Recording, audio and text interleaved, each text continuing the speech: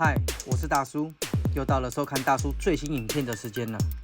这次我们社团内一共有7位周友一同下周做钓哦，其中还包括了我的师傅李伟成。不过由于这次每个人的做钓区域都相隔甚远，所以只能在片尾补上我师傅个人钓获的巨牛一批喽。对大叔来说，大叔一开始学习周钓的地方就是嘉义。几乎第1年有将近8个月以上的时间都在嘉义跟着伟成一起做钓，所以嘉义对大叔来说是比台南还要更熟的。嘉义网寮对大叔来说一直都是一级战场，由于蚵棚的分布与数量几乎是大叔目前去过的所有场地中数1数2的，加上与外海相通的高楼也是四通八达，所以要在这里钓上巨物，这个机会可是很高的。做钓的时间，此时水位已经由涨开始退，所以从影片中可以看得出来，这里的水深真的是比一般其他溪湖地区还来得更深。所以来网寮做钓，如果遇到满潮时，基本上都是需要用到长蛇板来进行做钓，让它可以下潜到最接近蚵棚的位置，不然有可能你钓半天都钓不到鱼哦。由于现在是满潮的状态，所以大叔决定先往对岸的方向划过去做钓。对岸就是知名的东石渔港，所以大叔今天的做钓计划是在东石渔港外面的蚵棚区来进行做钓。因为这区的地形偏高一些，所以棚架会比较容易看得到。当然，这样做钓的范围也就会相当的清楚了。影片中可以看得到，在水中有深黑色的阴影，那块黑色的阴影就代表蚵棚架，所以基本上把路亚往那边甩就对喽。那接下来一起来看大叔今天起的第一只鱼的画面吧。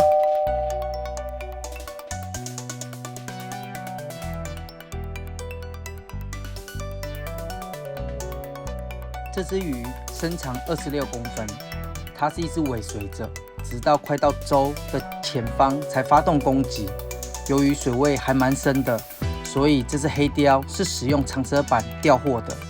所以有时候路亚在收回时，没有到最后关头，永远都不知道是否会有鱼突然给你来一下喽。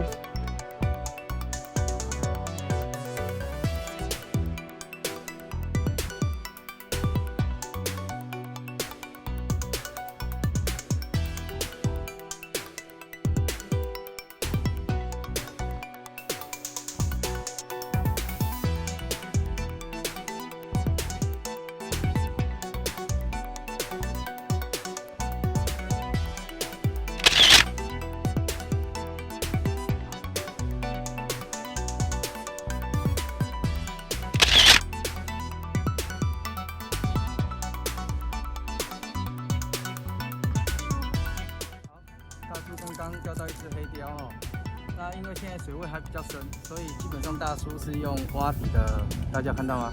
蛙底的那个小胖，然后在这边挖。那其实今天有咬控但是就是刚刚都没有咬到很漂亮的位置，所以都脱钩。那这只是跟到快到船边，然后才咬上来的。对，那所以像现在的水很深，所以都看不到棚，所以都是要去大概抓棚的位置在哪边，然后尽量让你的路亚，然后沉到蚵棚的上面。好，这个是很重要的。OK， 来跟大家分享。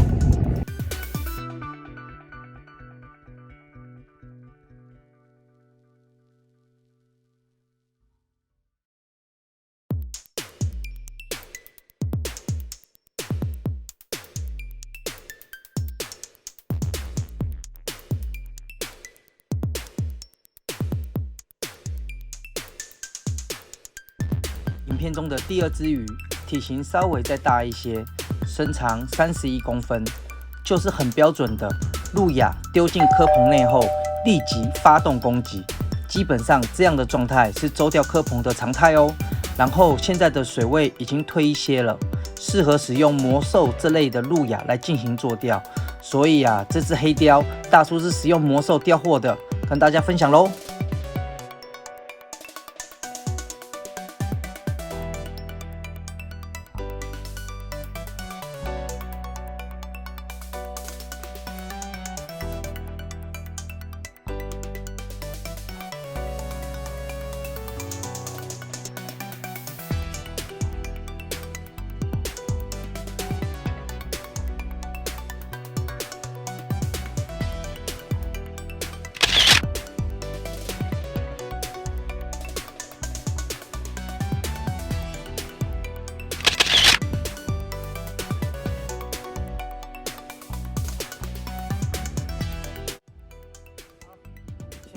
大叔靠近东石这边的渔港前面这边的科棚，这边现在目前开始在退潮，水比较浅的，大家可以从我的后面的影片可以看得到，颗珠都已经出来了哈。那大叔刚刚开始用魔兽在挖，好，挖到一只黑鲷，大概29、30公分左右的。好，那有打到嘴巴里面，好，刚刚差点钻棚，但是还是被我叼出来了。OK， 那现在这个水位大概离科棚大概30公分左右，那魔兽非常适合啊，跟大家建议咯，给大家参考咯。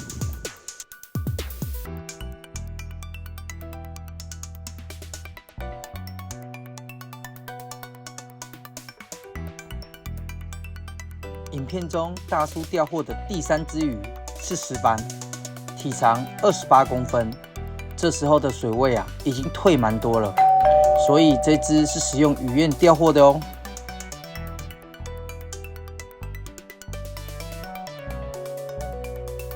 针对这种水深约30公分内的深度，鱼苑肯定是最适当的假饵首选。由于它是属于魔兽系列中属于可以操控在中上层的种类，加上体内钢珠的撞击声响、超大的百伏泳姿，这独特的特色让鱼儿爱不释口啊！如果你手边还没有鱼苑这款假饵，我想你应该赶快去买来玩玩试试，你就能体会到我所说的咯。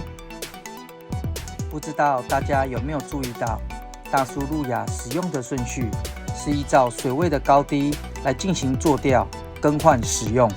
当水位已经来到30公分内了，就是鱼苑的天下咯。当水位再退到15公分左右，就是一定要用水表饵咯。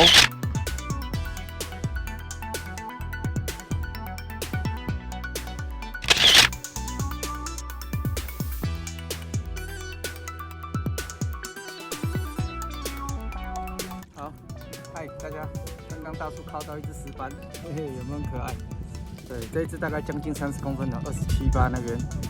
刚刚因为现在水位已经都大家可以看到我后面的科棚都已经露出来哈，所以现在的水深其实有一些棚已经蛮浅的，大概已经用魔兽可能会勾到，所以大叔呢，大家可以看到大叔是用鱼苑，好，那鱼苑就靠到了，那就水旁边的棚而已，那收回来就马上就给我吹下去了，嘿嘿，好玩好玩。